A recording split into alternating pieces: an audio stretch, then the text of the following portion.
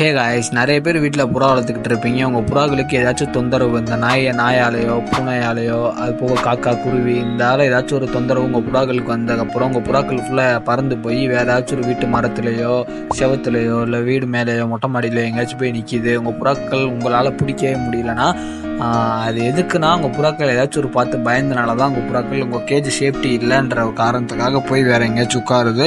இதை சிம்பிளாக நான் சொல்லக்கூடிய ஒரு வழியில் நீ ஈஸியாக உங்கள் புறாக்களை ஃபுல்லாக பிடிக்கலாம். என்னென்னா, வேறு ஏதாச்சும் ஒரு லாஃப்ட்லேயோ இல்லை உங்கள் லாஃப்ட்லேயோ உங்கள் வீட்டிலேயே வேறு ஏதாச்சும் ஒரு புறா இருக்குது, அந்த புறாக்களை ரெக்கை கட்டு போட்டுருங்க. ரெக்கை கட்டு போட்டு 2-3 புறாவை சாதாரணமாக பார்த்தீங்கன்னா சாப்பிட்ற இடத்த சாப்பாடு போட்டு கீழே விடுங்க.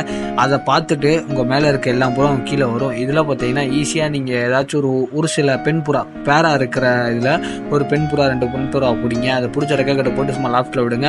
அதை பார்த்து அதோட ஆண் புறாலாம் வர ஆரம்பிச்சிடும். பேக் டு ஃபார்ம் அந்த புறாக்கெல்லாம் கூண்டுக்குள்ளே விட்டுருங்க. அதை பார்த்து மீதி இருக்க எல்லா புறாக்களும் கூண்டுக்குள்ளே போக ஆரம்பிச்சிடும். இதுக்கப்புறம் எல்லா புறாவையும் பிடிச்சி நீங்கள் சேஃப்டியாக வச்சுக்கோங்க.